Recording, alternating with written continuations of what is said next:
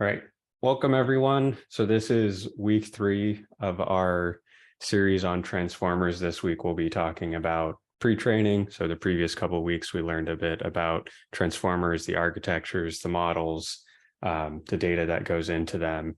And then this week we'll be learning more about pre-training. So we'll be taking a deeper look at the various different kinds of pre-training that you can do. And then we'll also have discussions about what are the implications of the various different methods that you can choose. If you do it this way, you might end up with something. If you do it a different way, you might end up with a model that has slightly different characteristics. And so we'll discuss exactly what those options are and what that means for your downstream models. And then we'll also have discussion on how hard is it to actually do this. So a lot of people look at this pre-training step and they just go, oh, that's only for Facebook and Amazon and Meta and all of those huge companies. So we'll look at if it's even feasible to do this for yourself. What a lot of people do is they take those pre-trained models from those big companies and then they will just fine tune them. So they never do the pre-training step for themselves. And so we'll look at, is it possible to do that? Is it reasonable to do that?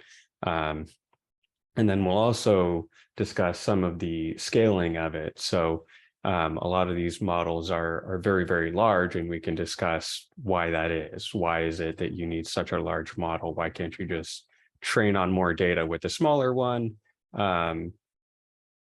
And then we'll also talk about some emergent behaviors, which I kind of just threw in there because I think they're really interesting.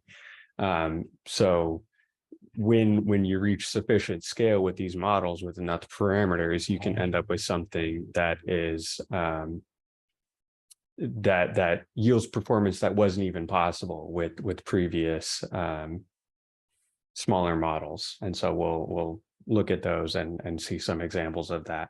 And my goal is by the end of this, we'll look at some code, we'll be able to run the code, and then we'll actually be able to run the pre-training.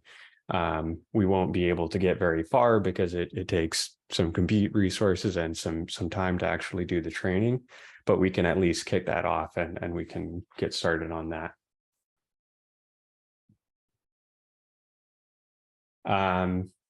So in previous weeks, I put things up on Colab. Right now, I don't have anything up on Colab. It's just my local copy. So I'll have to get that up on Colab later, and then everyone can take a look at this once I finish it off.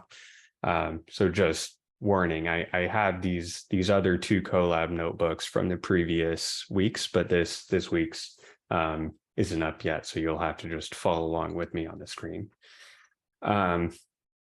So the first thing I wanted to just review for anyone who wasn't here the previous weeks is I've mentioned pre-training a few times now. What actually is pre-training? Pre-training in kind of simple terms is just any procedure that you do before training. But most people think of it as the process of training on some other data set or some other task. So if you want to train a model that does sentiment analysis or something like that, you can train directly on that data, and then you can get some performance. But what people have found is sometimes you can do these interesting pre-training steps where you teach the model something else first, and then you transfer it to that sentiment analysis task later, and you end up getting a better model because your model has already been trained on something else that is related to sentiment analysis or teaches it something about the language. So that's what pre-training is. It's very, very important. We'll see in a later graph what happens if you don't pre-train. So there's some comparisons of saying, here, let's train this model against just the data. Let's pre-train the model first and then see how that does. And you can see that it's a night and day difference in certain things. If you don't have a lot of data, this pre-training step can be massively beneficial to your performance. So a couple of things I wanted to call out first is there's these really good lectures from Stanford and from CMU. So Stanford has this whole CS 224N lecture series.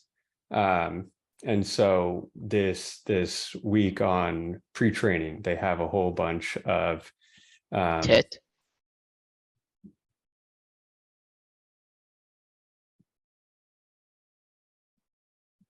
And so there's a whole session on pre-training, and they have all of this good information if you want to dig in very deeply to all of the different pieces of this, and they have corresponding YouTube videos as well. So if you're interested in these, you can check out the YouTube videos as well.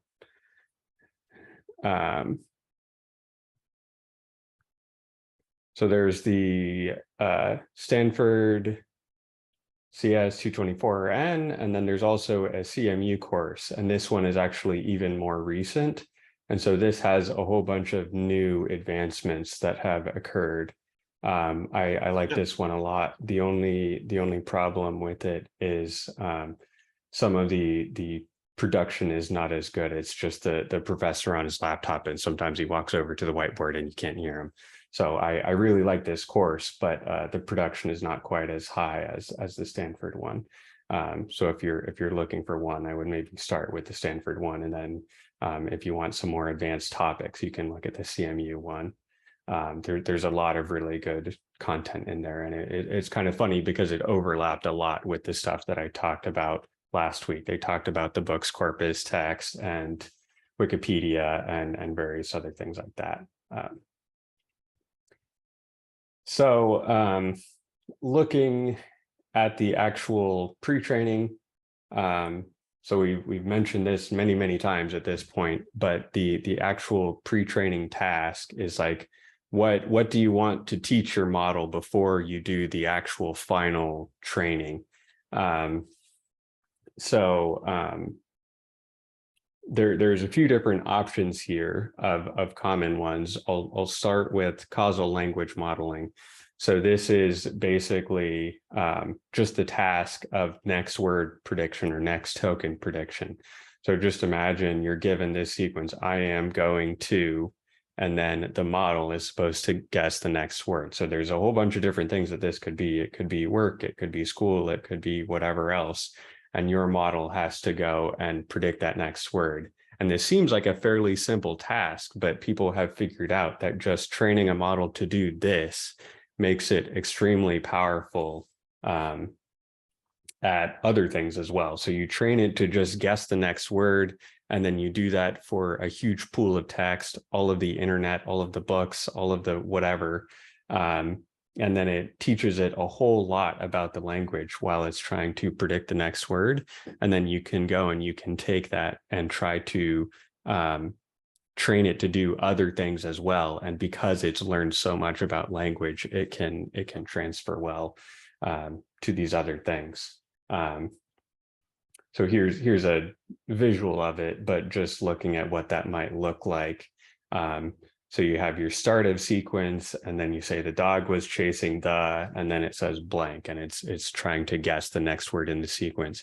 And you can keep doing that. You can do it over and over again. So it's like when you type something in on your phone and you have those suggestions in there, and you can just hit the button a bunch of times and it will just keep building out the sequence, trying to add more words to it. That's what this process is doing basically, but it's just kind of scaled up even larger.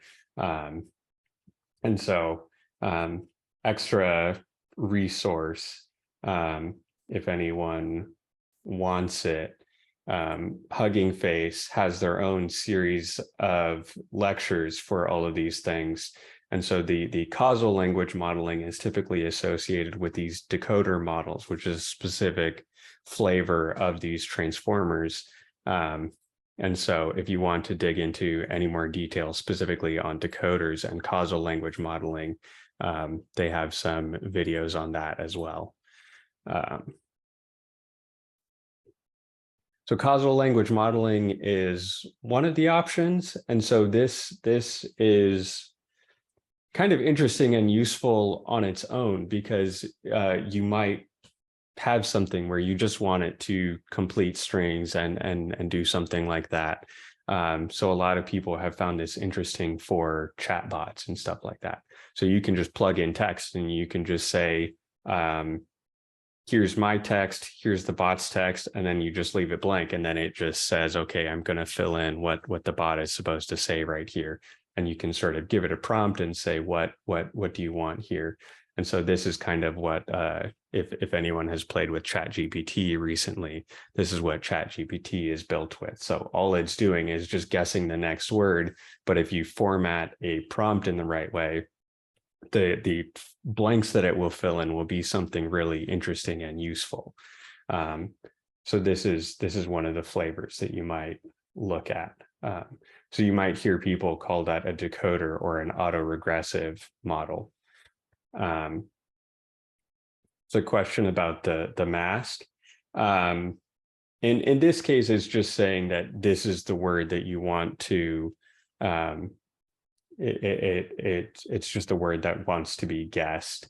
I'd have to look in the actual implementation if it's even doing a masking token or if it's just leaving it blank. The way it typically works when you're doing inference is you will give it this input. So you give it the word the, and then it guesses out dog. And then now it has the sequence, the dog, and then it just keeps moving one forward, and it keeps doing that until it outputs the end of sequence token. So this is the beginning sequence token.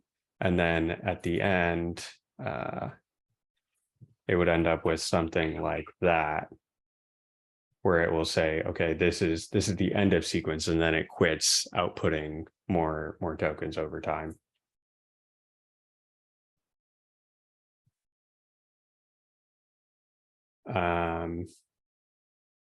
So yeah, so those are decoders, sometimes called autoregressive models. Typical examples of that: GPT, GPT-2, 3, ChatGPT. Those are the really common ones. There's other flavors, but the one that everyone seems to be interested in right now is ChatGPT. A lot of people have been playing with that a lot, and seen that it can do amazing things with its billions of parameters. And then the next option is masked language modeling. And this is similar in that it's trying to infer something. But instead of doing, I'm missing, there we go. So instead of trying to guess the last word, it's trying to guess an in-between word or some section of words. So it will mask off a portion of the text, and then it will try to guess all of those words. And so if you look in the actual BERT paper, they did some stuff that was more in depth than just the fill in the blank. So they have 3 different things going on. But what people have found in some of the more recent papers, like Roberta, is that the really important part is just this fill in the blank task. So for the masked language modeling, instead of guessing the next word, it's guessing the in-between words. And this is the reason that you have decoders for the causal language modeling and encoders for the masked language modeling is they have a different attention pattern. So with the autoregressive models, it's only looking attention from the words before. With the encoder models, it's looking at both directions. It's looking at the words after and the words before. And so it gives you a slightly different representation of the input. And so you don't strictly have to do one or the other. There are ways that you can do an encoder decoder model together. And then you can kind of combine both of those, and you can do autoregressive stuff and you can do masked language modeling type stuff. But typically it seems to be that these encoders and the masked language modeling and the mask language model ends up giving you a better performing model when you want to do the pre-training and fine-tuning thing, because it's taking that bi-directional look at the context, whereas the autoregressive is better at that prompting and text generation stuff that I was talking about. So you can just type in like, add these three numbers together, and then you give it three numbers, and then it will do it. And it can just kind of fill in the blank, and it can do interesting things like that. Whereas the mask language model will just fill in the in-between words. And then if you try to go transfer it to sentiment analysis or something like that, it will generally do better because it has that bidirectional attention instead of only the previous words attention. Are you asking about, there's a question about where this image came from? So this image came from the CMU slides. So this is one of the things that I wanted to call out. There's a whole bunch of very good content in here. And so this is just showing the autoregressive and the mask language modeling, and then their attention patterns along with it.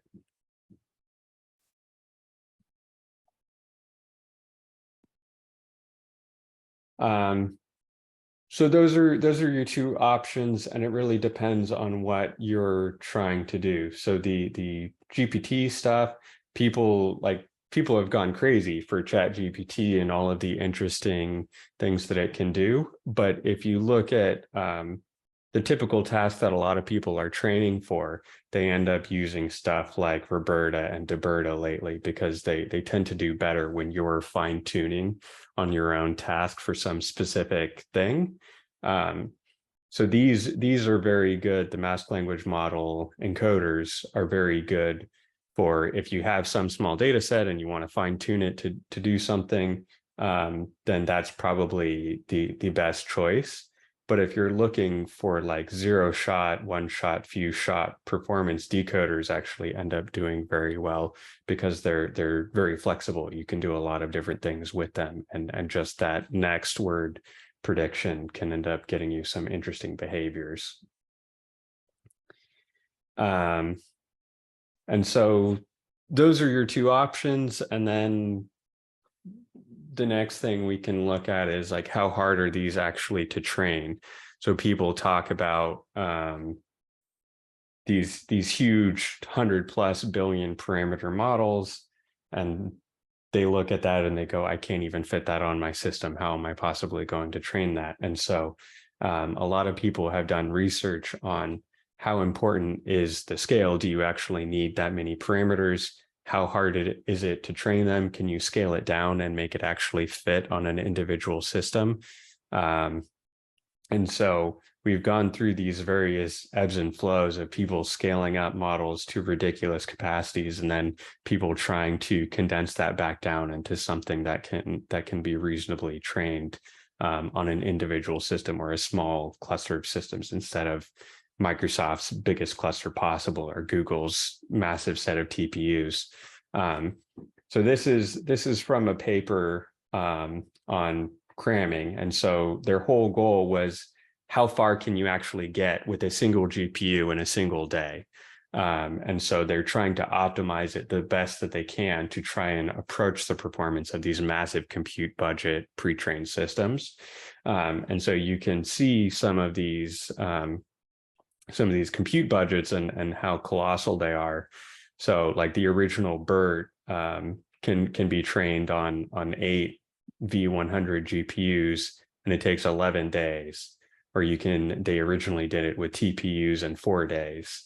And so this is within the realm of most companies. Like, you might be able to get an 8 GPU system for 11 days. That's not going to cost you. It's going to cost you a decent amount of money, but it's not a ridiculous amount of money. It's in the tens of thousands, not millions or anything like that. But then you look at some of the larger systems that have been trained recently, like Palm, that's 100+ million or billion parameters. And it's 6,000 of the newest TPUs for 50 days, and the amount of flops that were used for it is just colossal. Like no one can even approach that except for a handful of companies. And so they wanted to say, let's constrain this and see how far we can get with tiny little compute budgets that pretty much everyone will have access to. Even individuals can afford these GPUs. This is just a normal gaming card. And so that's one of the interesting things, is how do we make this possible?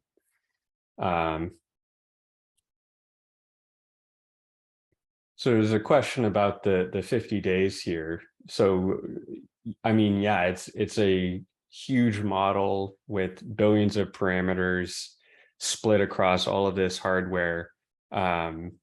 It's a matter of the compute resources to do that much math. Just takes that amount of time with current hardware.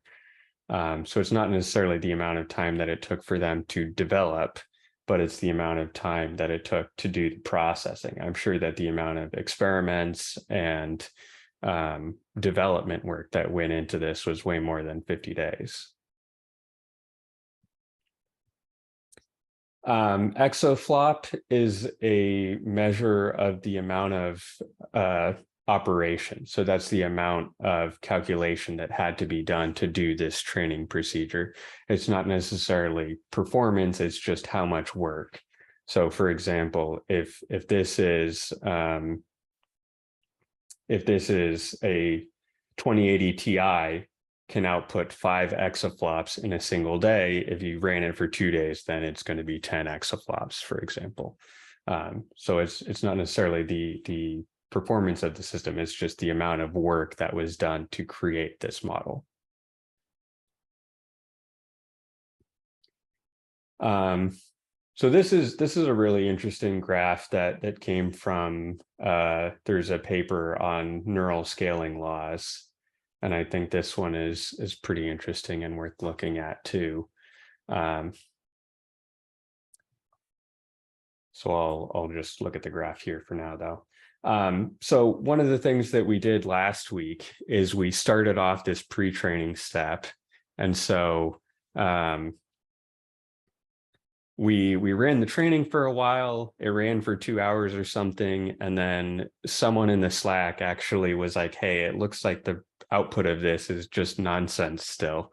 And so that was something that I was kind of researching, because I agree, like I ran it and the performance was not what I had expected. It was just constantly outputting the most frequent words regardless of the stuff that I gave it. So trying to make it fill in the blank. So like if you said the blank was running after whatever, it would just say period, the, and, at, it. And it was like, well, that's not very good predictions for that context. You think that it would say boy, girl, whatever, more reasonable things to fill in on that blank. And so this scaling laws graph was kind of interesting to me, because it seems like there's this pattern of the model has to first sort of learn the vocabulary frequency, and then after that, after a while, it's able to kind of quickly go down this curve and start actually learning things. So this test loss is saying, how good is it at filling in the blank or predicting the next word? And so you can see that it had to process however many tokens before it actually started improving, because before this, it was just not doing very well. And one of the interesting things with this scaling law paper is they're showing for a range of different parameter counts how well the model performs. And you can see that as you scale up, the yellow is the larger models, the kind of blue purple is the smaller models, you can see that the smaller models take longer to converge and they end up at a weaker point. And the yellow models actually converge faster and get to a better final point. And so if you had one GPU or something like that, and you trained a certain size model, and then now you have 8 GPUs, what's the best way to actually make it converge faster? It's not necessarily to just say, take the same model and train it 8 times more. It's actually probably better to scale your model up 8 times or 4 times or somewhere in that region, because it will make it converge faster and get to a better final result, depending on the parameters, depending on what you can afford in terms of downstream compute as well. But it's just kind of interesting that this parameter count is extremely important in terms of the convergence and the final result. And there's certain things that you just cannot even do if you don't have a certain count of parameters. And we'll look at that in a second as well. So earlier I mentioned the cramming paper. So this is an interesting paper that just came out 2 months ago or something like that. And it was this work basically saying, how do we fit this into a single day on a single GPU? And so they've done all kinds of optimizations, and they've said, what do we have to do in order to make this possible? Do we have to get better data? Do we have to change the model architecture? Do we have to use half precision? Do we have to do something else in order to make this possible in a single day? And so you can see that with all of this stuff that they've worked on, they've actually gotten extremely good performance, given that their compute budget is so small. So this is the original BERT paper. They fully trained it. So this is the one that was actually published by Google originally. This kind of took off a lot of the transformers work. And you can see that it scores really well across all of these, but it was trained with a bunch of TPUs for several days. And then if you compare it at these various different tasks, without any pre-training, you can see that it does significantly worse. And some of them, it looks like it almost just doesn't learn them at all. So like Cola, it gets 0 performance on it. So if you train it from scratch, your performance is going to be much worse from the pre-trained version. And then you can see that they've been able to get close to and even exceeded the performance on certain tasks with a single GPU in a single day with this procedure that they've done. So this is kind of encouraging for the little guys, not necessarily that we can build our own ChatGPT, but we can approach performance on our own data and reproduce some of the initial findings now that the GPUs and everything have gotten quite powerful, have a lot of memory, and are able to crank things out. And we have figured out all of the tricks that actually matter and help convergence and stuff like that. So a lot of people look at this pre-training step and they say it's just impossible. Like I can't even approach that. And it's turning out that maybe you can't do the biggest models, but you can do something, and you can reproduce prior work without a huge, massive budget. And so the hope is eventually we'll get the other larger stuff to work on smaller hardware as well. We won't need 100 billion parameter models. But I think scale seems to be extremely important. People are trying to find ways to shrink it down, but they're finding that the scale helps a whole lot at producing a better model. So some people are pushing in the direction of just make it bigger, bigger, bigger, and then we'll get more performance. And other people are saying, well, no one else can use these models because you need 1,000 GPUs just to run inference.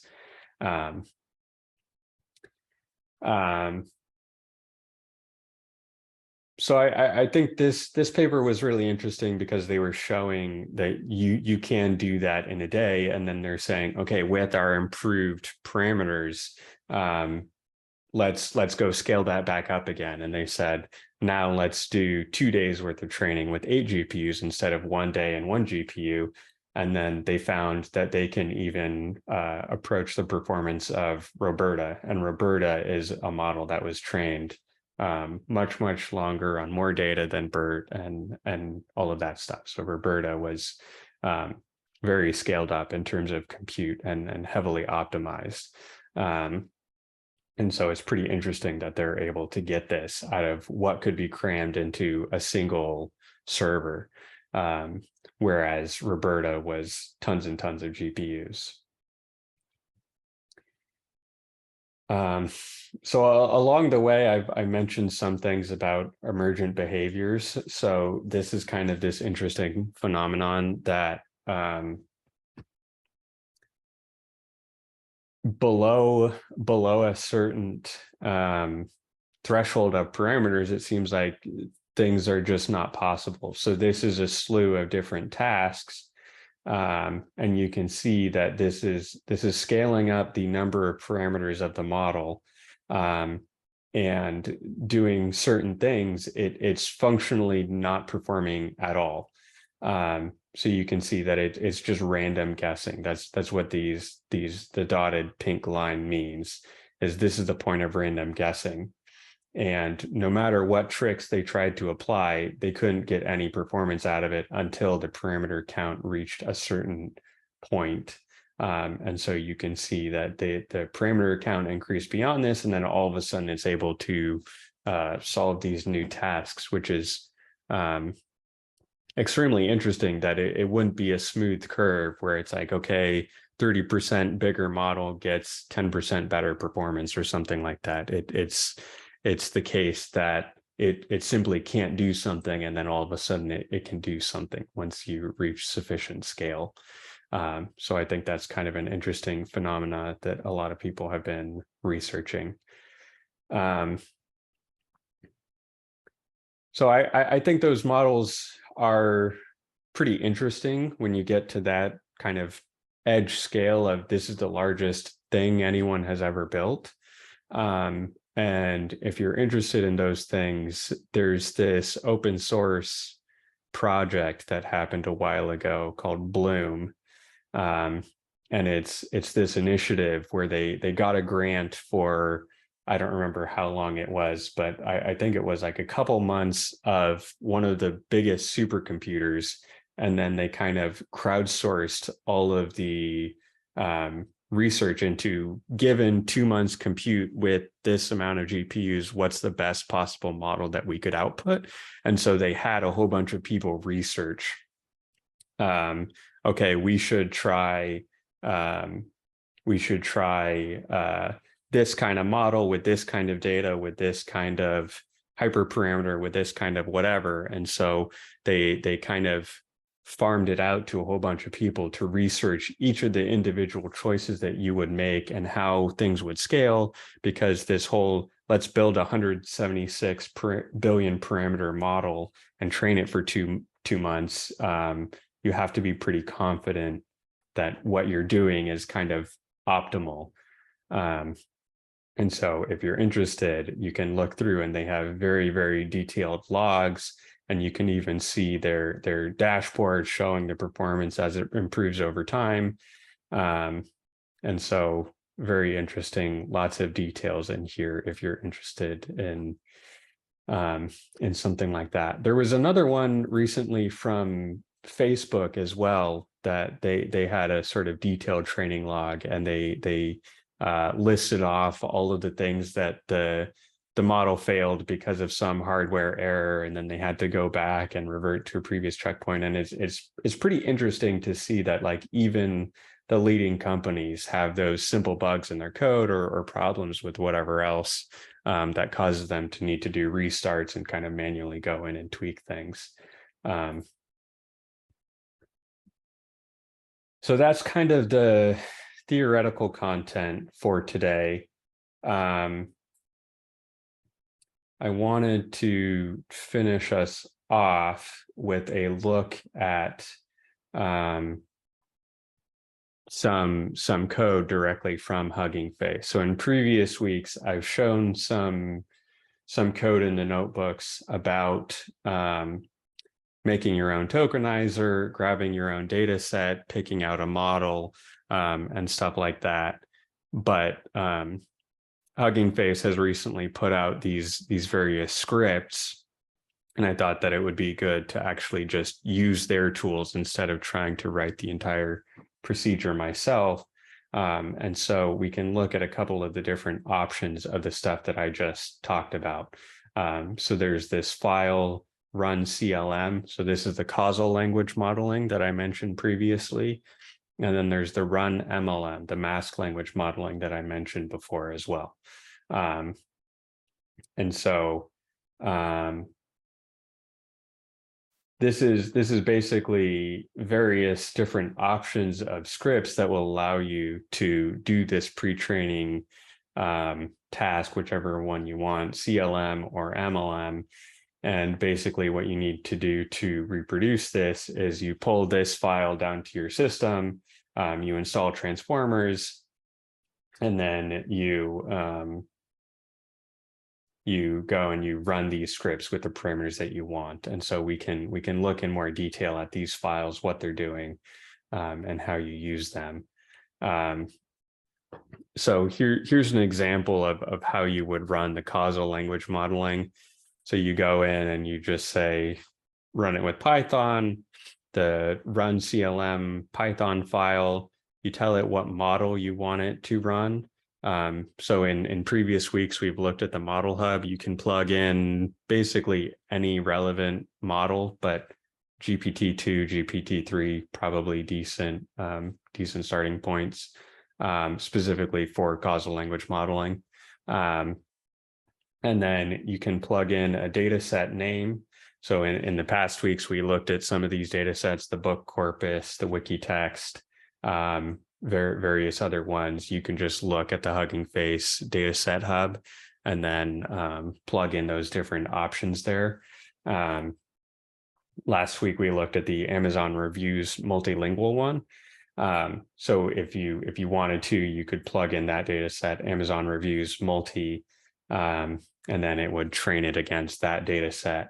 And a lot of these data sets have additional parameters, and so you can set up some config. So for example, the multilingual one last week, we loaded in the multilingual and then we said, just give me the English. And you can do the same thing here with this data set config name. So you can say, okay, give me Amazon reviews multi, and then you just plug in EN, which is the config for the English. So you can plug in that here. And then you can pick the batch size. You probably don't have to touch that, but you might depending on your hardware. I found that mine ran out of memory, so I reduced mine to 4. And then you choose if you want to do training, if you want to do evaluation, and where you want to put your model in the end. So this is a fairly easy way to do this causal language modeling, or if you want, just try the different mask language modeling one, and you can apply it to pretty much any data that's in the hub. Or you can even extend that further and say, plug in your own files. So for example, you could just take a text file, and the text file would be every line is a new sequence of text, and then that's all the data that you need. So if you have some big text file somewhere, you can just plug it in here. And I think that this is the way that I would recommend if anyone is seriously trying to do this pre-training step. I would start here, and then you can go in and you can modify the steps however you want. But I think that this is the best. I think that this is the best starting point.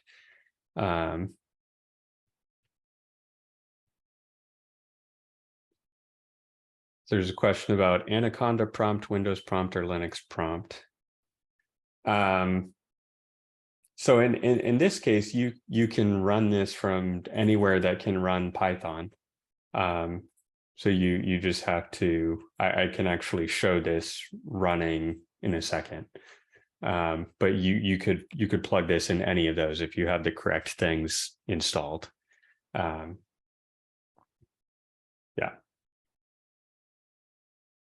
So we can, I'll show that running. That's not too hard to do. So what I've done to make this easier on myself is I have made a small, I've made a small bash file. And so basically all this is saying is run this command. And so it makes it easier for me so I don't have to go back and forth and copy and paste and make changes directly in the terminal. So for example, I can just type in bash and then this file, and then it will run this command. And I know exactly what was run. And so if I ever want to change these, I can just go in here and change the individual parameters and add new things.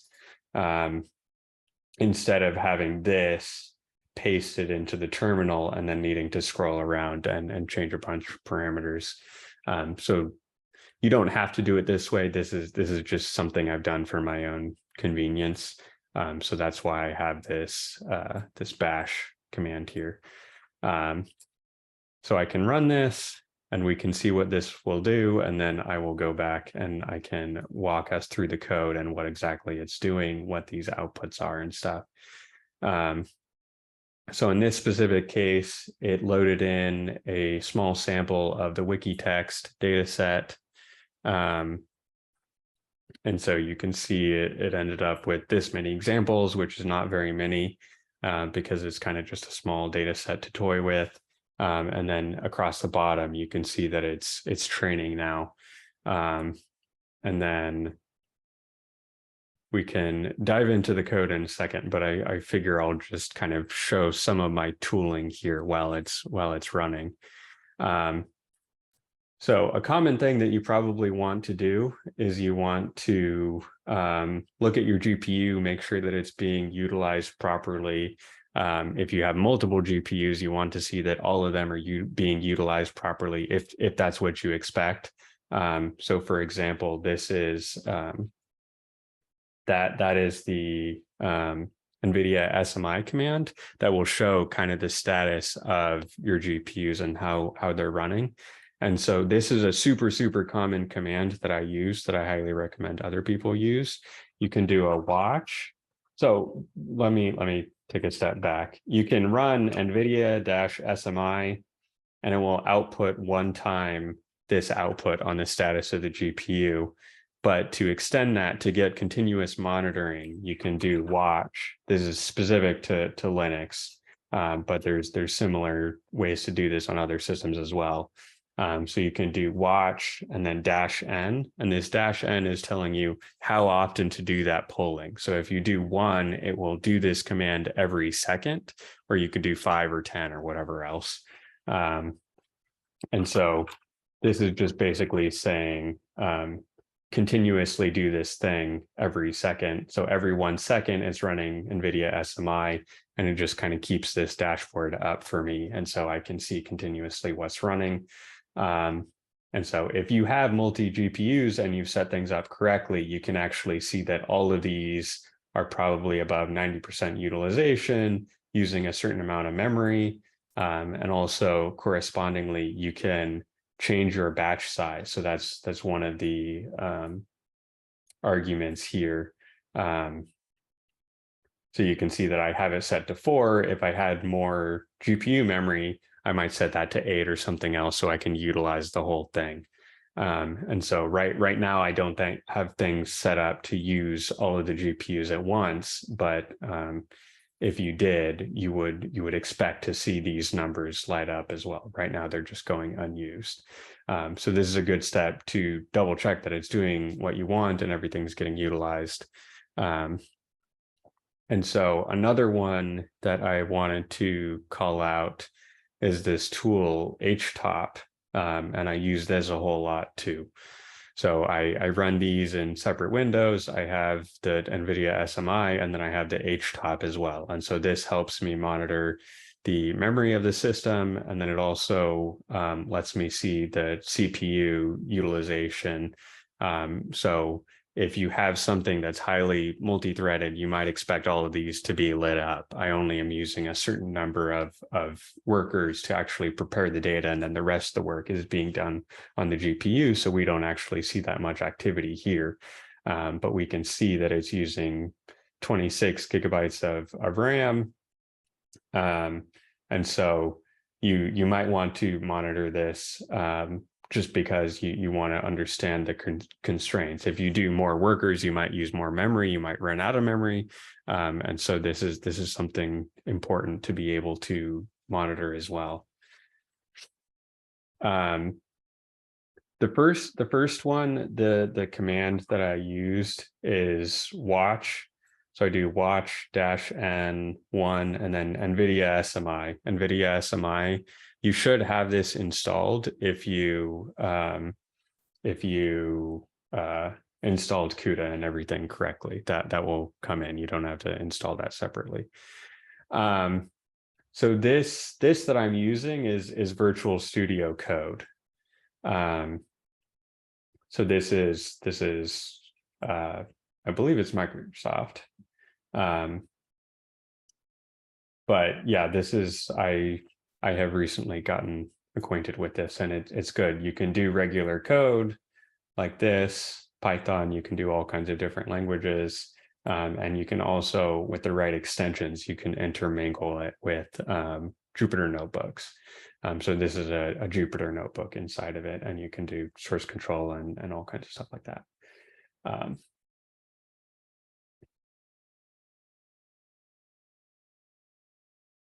Yeah, so it's this VS Code is installed on my system, but I'm actually using it to remote into a different system. So that's one of the other nice things is I can go to this remote explorer, and then I can say point at some IP address, and then it will log into that system and give me the sort of pass-through access to its files, its terminal. Yeah, it lets you do remote debugging, all of that stuff. So this is a very useful tool. I use this a ton. I don't want to show all of the IPs of my systems, but since I work with other companies, I get access to their systems, and I have a very long list of all of the IP addresses of all of the systems that I have access to and remote into, all from this single window. So it's very nice to use.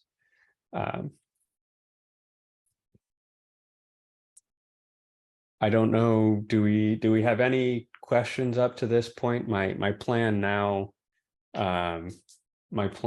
is to run through this actual training code that they have and kind of explain some of the things that it's doing. You don't really have to understand the full details of this, but I figure while we're trying to learn, you probably want to see some of the nuts and bolts. There's a question, why am I not running multi-GPU training? I just haven't spent the time to get that turned on. I think I have to do a special launch command or something to make it work in that script, and I haven't looked at it yet. So one of the options, actually, I could show that. So just since we ran this for a little bit, you can see that it's outputting some metrics every certain number of steps. I think it's 500 or something like that, or every epoch. And so you can see that it's outputting the perplexity and the evaluation loss, for example. And so you can see that output over time and see that the perplexity improves as it continues training. So one of the things that I can show is one of the options is not using the HuggingFace trainer. and the other one is. So that's the difference between this run CLM and run CLM no trainer. The advantage of this no trainer one is that it gives you finer control. The CLM one uses the HuggingFace trainer, and then a whole bunch of logic is kind of shoved inside of that you don't have access to. And so this no trainer one lets you kind of have more fine control access to all of that stuff.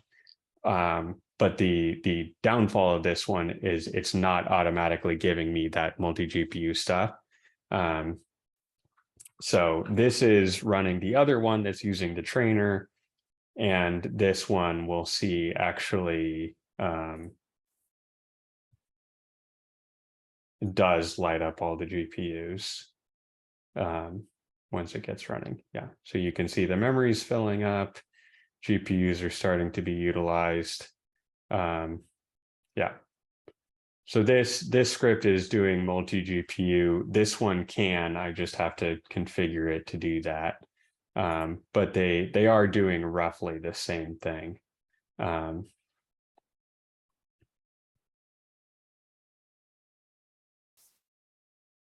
So that's kind of the setup. That's how you get things running. And if there aren't any immediate questions, I'll just get into some of this code. And so on the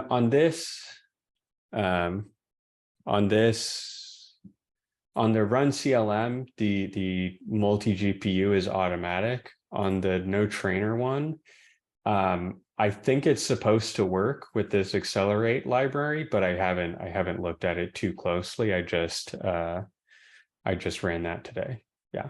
So the train wiki sh is very, very similar to the no trainer one.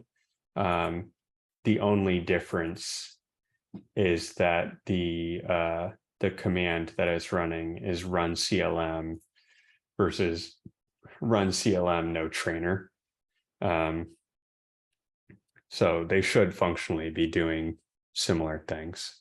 The train wiki sh is just kind of a convenience thing, so I don't have to copy and paste these individually into the terminal. I can just say bash train wiki sh, and then it will run this whole command. It's just giving kind of an alias for it. So that I just ran that the train wiki sh, and we can see that it only trained for 3 epochs on that little data set. And we can see that it's pretty interesting that it gets a 42, 43 basically % accuracy. So it's guessing the next word correctly 43% of the time, which is pretty good. But you also have to keep in mind that I was continuing training of this GPT-2 model, and this is a fairly small set. There's a question about the training, where that stuff gets stored. And so the output is all shoved into this folder, your output directory. So this, you can define it to whatever you want. So this test CLM folder is where all of the contents go. So this includes the model, the PyTorch version of the model. It includes the vocabulary. It includes the special tokens. It includes some output. It includes some output of the accuracy and all of that stuff. So this is kind of the same stuff that we see down here in the metrics report. So they've just written this out to a file as well.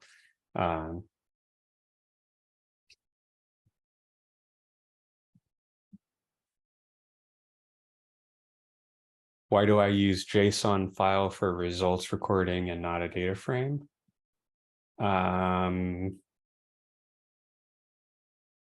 In the output here, are you talking about this eval results.json, or are you talking about something else? So yeah, this is the test CLM. This could be named anything though. This is just whatever you define in the output directory. So you can do multiple experiments, give them different names, and you'll get different outputs. This is just what they had as the default, basically.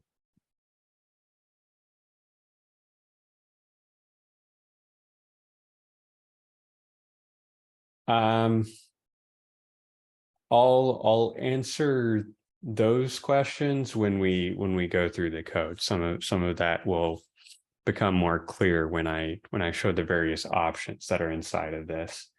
So I'll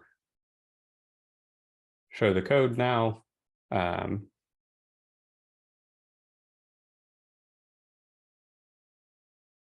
Yeah, so the eval results JSON, I'm not sure why. That's just what they chose to output the results as. I think JSON is probably a decent format for that because you can do whatever structure you want in it. I'm sure they for that data they could have done a data frame, but it's only a single set of columns and rows, so it doesn't really make a huge difference which one they did.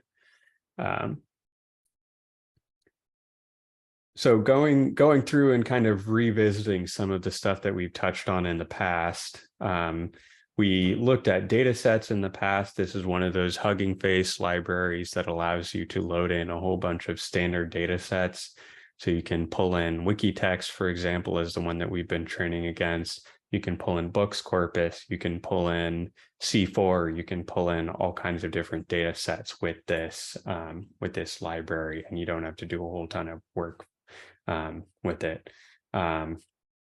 They import Torch, they import transformers. That's the one that kind of stores all of the transformers models, the BERT, Roberta, GPT, all of those. So you don't have to code up the whole thing yourself. You just import from their version. This whole section on Accelerate is their library that allows you to do multi-GPU and TPU accelerated training. So this has a lot of nice functions for kind of wrapping your work and then expanding it out to be multi-GPU or TPU, or whatever compute hardware you have and they support.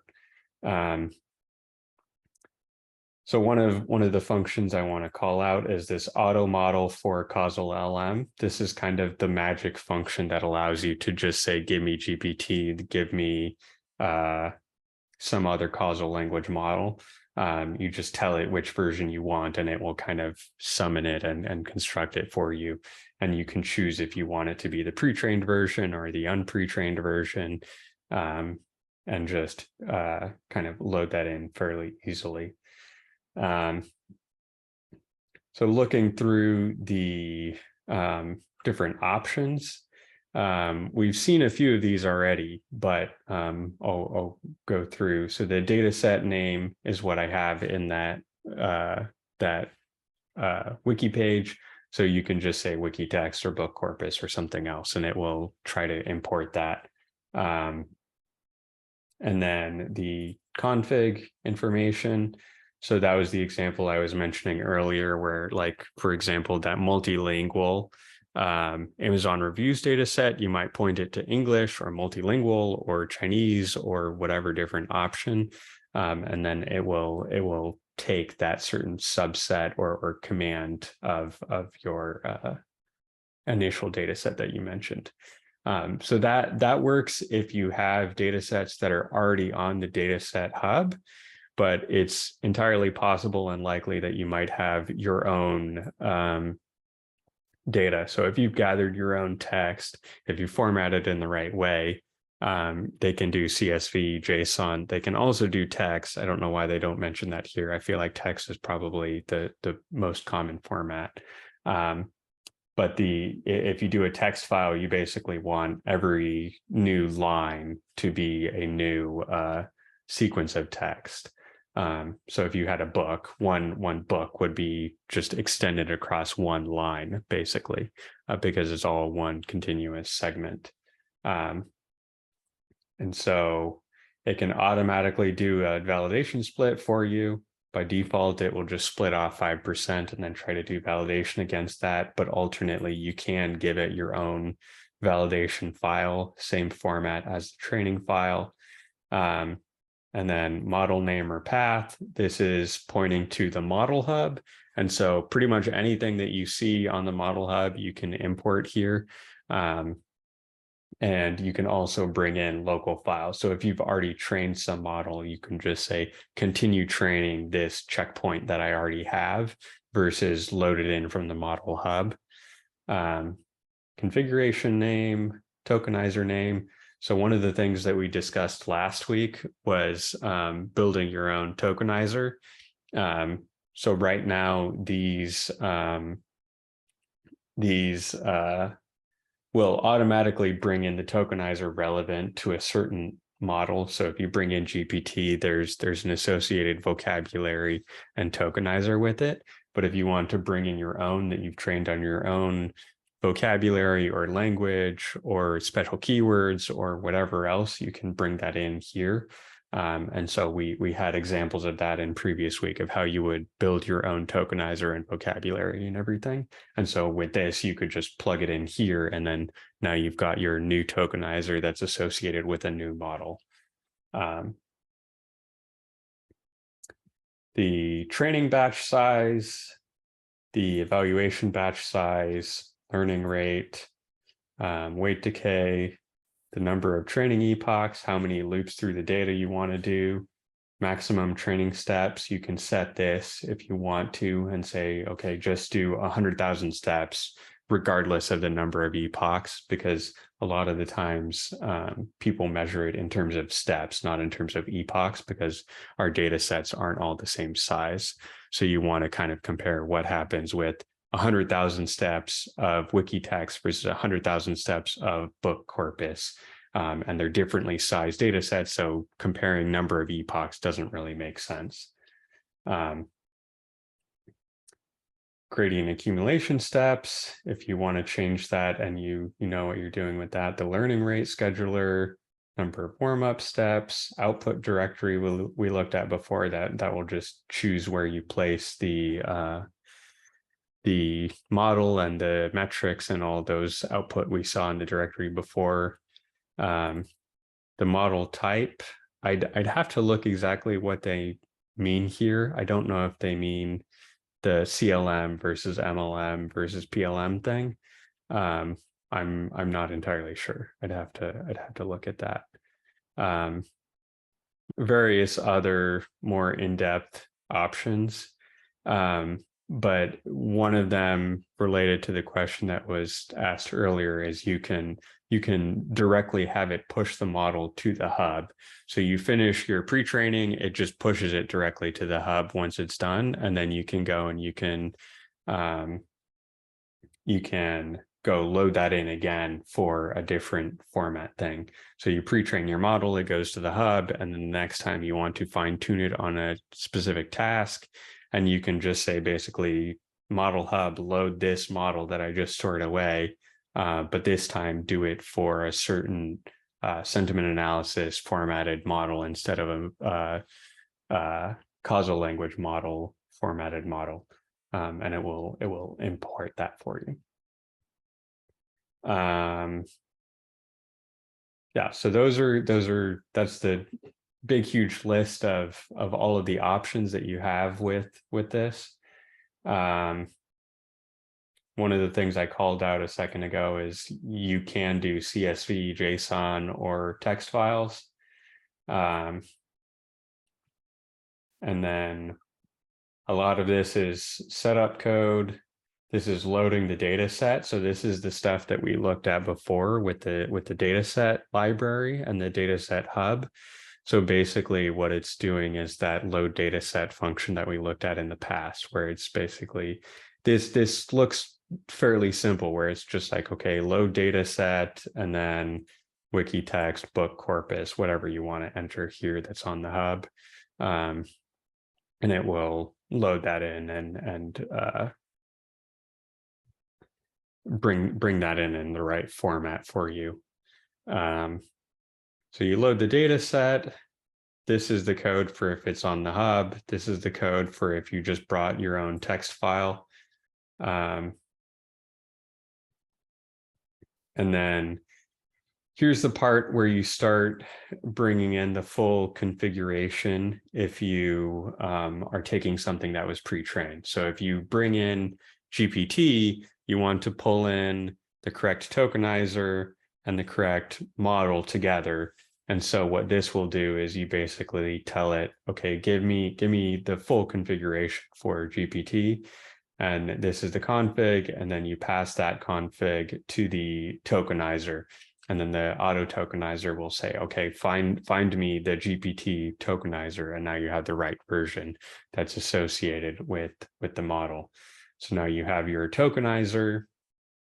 And then after that, you want to load in the model that is associated with that tokenizer. So you know that you have those lined up correctly, because if you have your vocabulary and your model mismatched, it will yield to bad performance. Or it might not work at all if you have a difference in the number of words or something like that.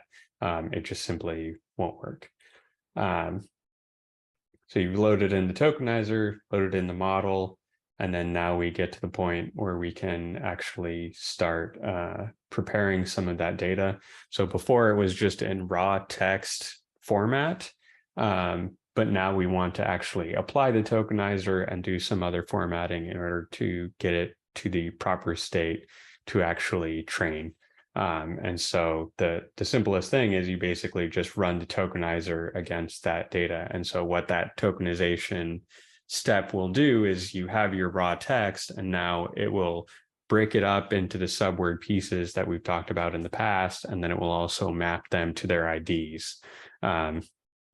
So if you had the dog chase the ball, it would turn it into pieces of those words and then IDs. So it might be 37, 142, 6024. It just is the IDs of all of those different vocabulary that it chunked out of the text that you gave it. So you run that step, and it will then tokenize all of your data beforehand. And then after that, you need to batch it up. So this group text thing is something that I found very frequently across all of the different examples of this. And basically what this code is doing is it's taking the chunks of text that you have and concatenating it into blocks so that you have continuous examples and you're using up all of your arrays. So for example, if you have a whole bunch of short sentences, so it's only 25 words or something like that, and your max sequence length is 1024 or something like that, you don't want a whole bunch of 25 length examples going in individually. You actually concatenate it until you reach your max sequence length, so you can use the whole thing at once. Because if you don't do that, then you end up just kind of wasting resources, and you're doing a whole bunch of calculation that's not actually yielding anything useful. So you do that preparation step, and then after that, you go through. Ryan, can I ask a question? Yeah. Back earlier, I didn't see, but is it going to like randomize mini batches out of your data set, I assume? On this, those groups will actually be static. So if it batches them up like that, it will stay as that batch. But No, I just mean like in the bigger picture, in terms of if your data set's got, a million or whatever more entries, is it just going through them sequentially, or is it randomizing them? I assume that they're shuffled. Yeah. Okay. So it says they're shuffled, but the granularity of that shuffling, I don't think is very good, because it is doing the batching first and then it's doing the shuffling later. So your batches will be in different orders, but the actual blocks will be consistent. which is not the end of the world if you have a lot of text, but it is bad if you have something that you're iterating over multiple times. But typically it's not that big of a deal because people's data sets are so big that they just say run over it once. So you never get problems with that. So you only But, run yeah. it once. It doesn't even matter if you shuffle necessarily, unless it's in a particular order to begin with. Yeah. Thanks.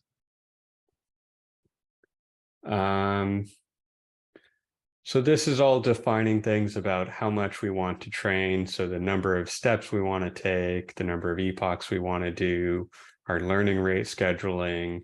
And then this is the accelerate step that I was talking about before. This should be preparing you to do multi-GPU or TPU training. I think that I just have to use a different launch command to get that to actually do multi-GPU, but I need to research that a little bit more because I wasn't expecting that to only be using a single GPU. So I have to do some homework on that.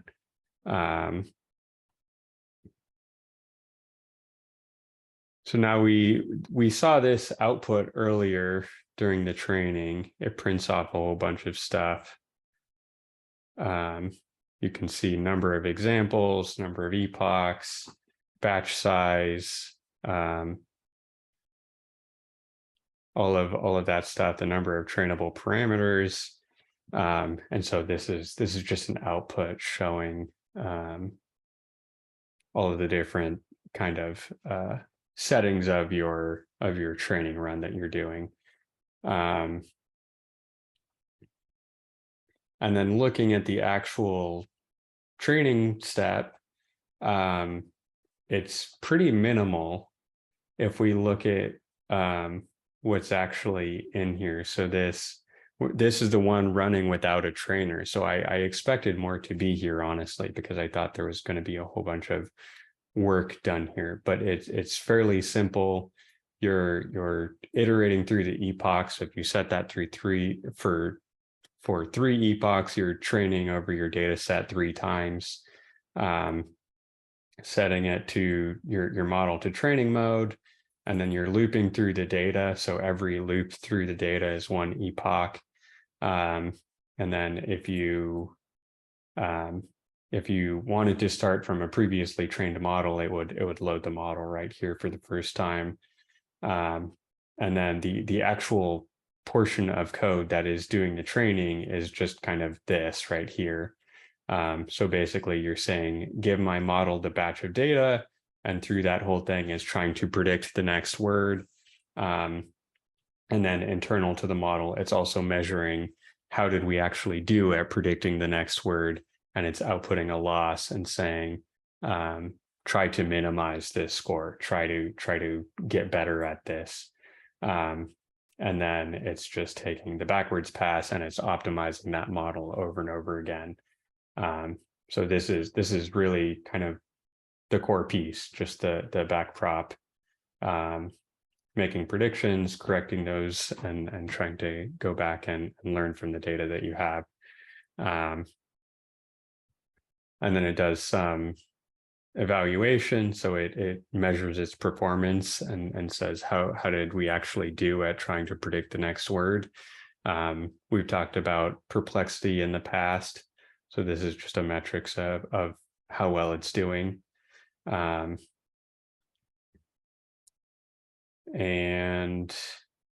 then it basically tries to save all of the output. So it tries to save your model, it saves your tokenizer, all of that stuff, and then it's done.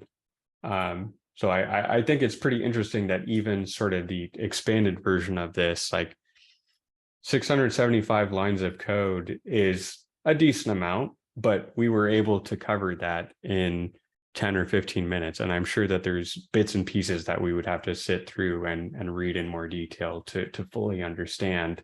And there's a lot of information inside of some of these things. Like we'd have to understand what exactly is Accelerator doing.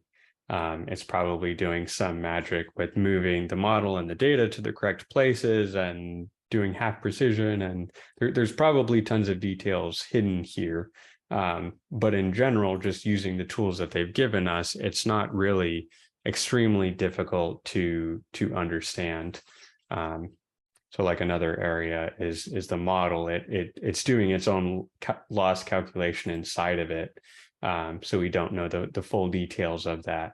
But it's kind of interesting that you can do this pre-training step. That's the state-of-the-art thing that not many people think you can really do. And it's just running a sample command and pointing at the right text file. It's not some complicated thing that you need to know a ton of math or do thousands of lines of code. I was able to do this just basically going to HuggingFace, reading this documentation, and copying and pasting this code. And so I think that that's pretty powerful, that you can just do this and it's not really that hard to do. So that's pretty much what I have today. I don't know if we have any questions. If not, we can wrap up here.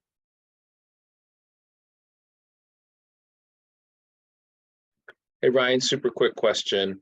I assume if you use multiple GPUs, it's just doing like a data parallel strategy so that if you have 4 GPUs, then your batch, a quarter of it goes on each GPU and then they get merged together. I'm not sure about the accelerate part.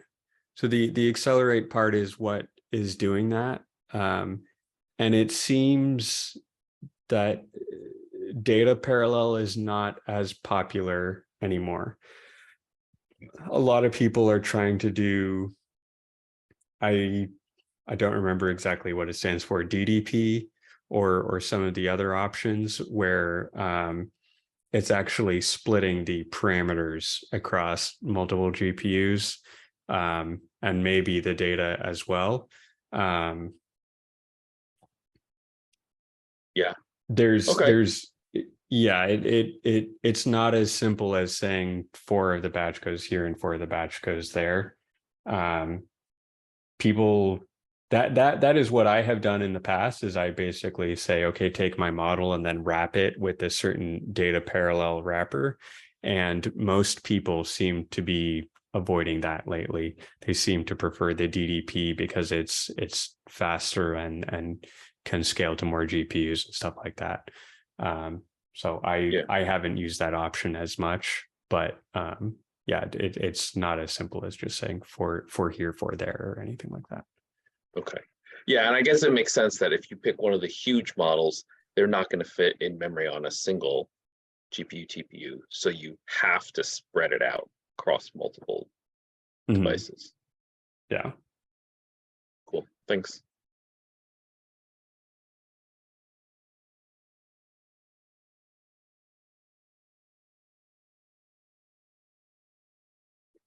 All right. I think we'll wrap it up there. We're roughly at time. Thanks for coming, everyone. Hopefully this was useful. Cool.